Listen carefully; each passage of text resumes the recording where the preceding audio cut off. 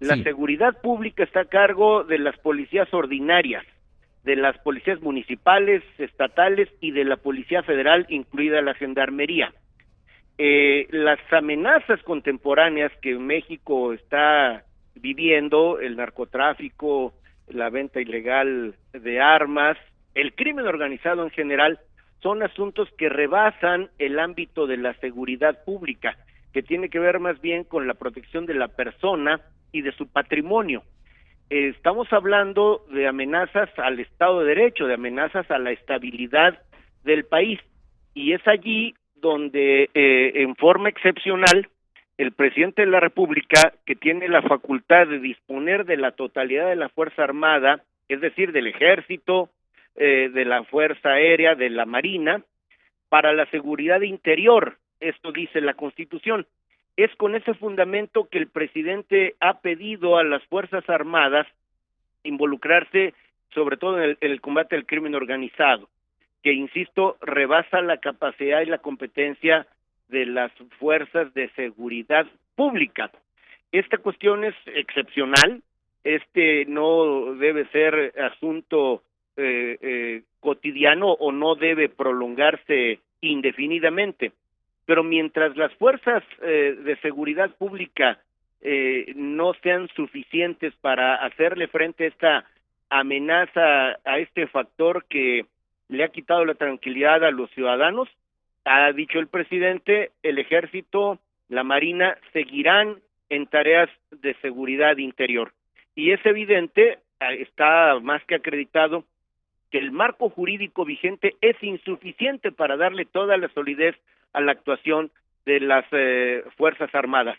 Por eso esta iniciativa que pretende solidificar el quehacer del Ejército y de la Armada y darle a los ciudadanos la seguridad de que no habrá excesos, de que habrá límites a la actuación de las dependencias que hoy mismo son de las más apreciadas por la comunidad, el Ejército y la Marina.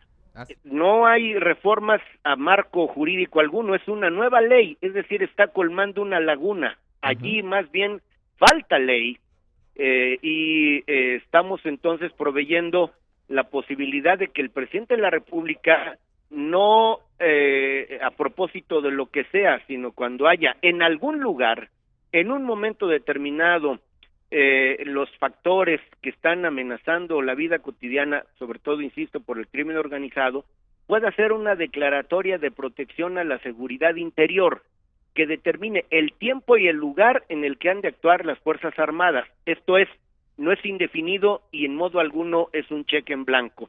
Las Fuerzas Armadas actuarían por disposición del presidente, pero a impulso de las legislaturas de los estados o por una decisión del propio presidente, que tiene que pasar por el sedazo del Consejo de Seguridad Nacional, en el que están integrados, por cierto, todos los gobernadores de todo signo partidario, y debe darse cuenta, debe reportarse qué se hizo con esas facultades y cómo habrá de justificarse la intervención del Ejército y la Marina.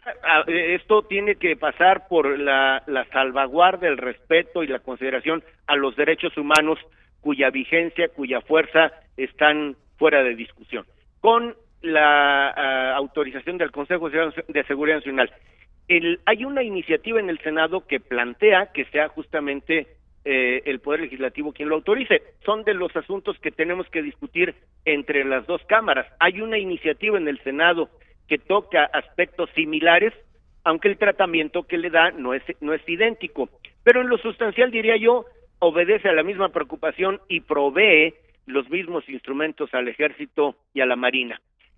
Habremos de ponernos de acuerdo, Senado y Cámara de Diputados, en al final cuál es la iniciativa que procesamos, pero más temprano que tarde ambas cámaras tenemos que entendernos, y creo que en lo sustancial estamos de acuerdo y en la necesidad de que haya una ley de seguridad interior ajustada, acotada, respetuosa de los derechos de las personas, pero eficaz en el combate al crimen organizado. Lo que le respondo es que vamos a estar en contacto con ellos, que hemos estado escuchando, leyendo sus planteamientos, y creo que antes de dictaminar cualquier iniciativa tenemos que intercambiar impresiones acerca de estas expresiones, en modo alguno da lugar a la militarización, cuando, como ya lo dije, la declaratoria es por un tiempo y en un lugar determinado.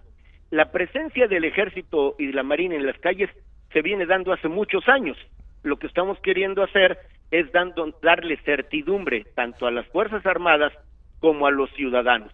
Es decir, lo más libre y lo más peligroso es lo no regulado. En consecuencia, una ley como esta no solo le da certidumbre a las Fuerzas Armadas, le da certidumbre a los ciudadanos para saber cuáles son los límites en la actuación de las Fuerzas Armadas. Bueno, se convoca un periodo extraordinario cuando ya hay dictámenes.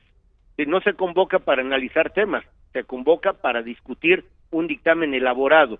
En consecuencia, habrá el periodo, si fuera necesario, en el momento en que esté elaborado el dictamen. Cuanto antes, mejor. Yo advierto que los otros grupos parlamentarios tienen el tema muy bien estudiado y que saben que es una necesidad urgente legislar.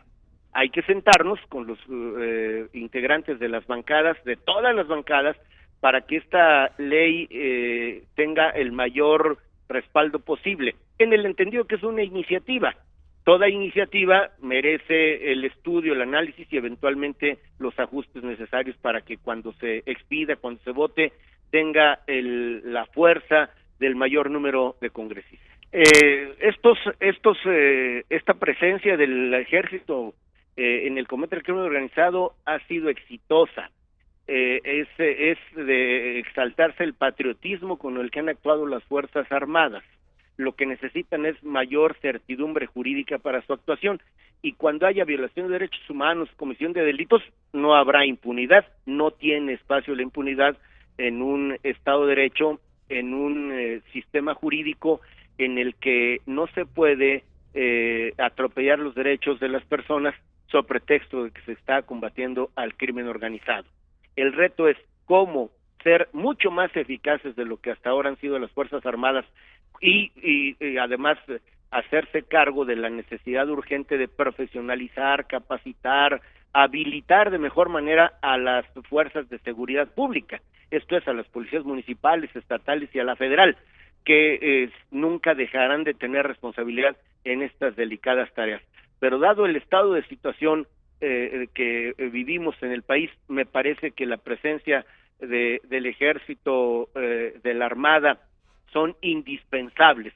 Hay que apreciarlo, hay que agradecerlo y hay que respaldar a las Fuerzas Armadas, no dándoles un cheque en blanco, dándoles certidumbre de que su actuación está regulada y que nunca habrá o no deberá haber espacio para la ilegalidad. Eso le corresponde a los gobiernos municipales, estatales y federal. Al Congreso le corresponde entregar el instrumental jurídico para una actuación no solo legal, sino también legítima, y dando los instrumentos normativos. Las políticas públicas están a cargo de los presidentes municipales, de los gobernadores y de la Policía Federal, de la Secretaría de Gobernación, de la Procuraduría de Justicia.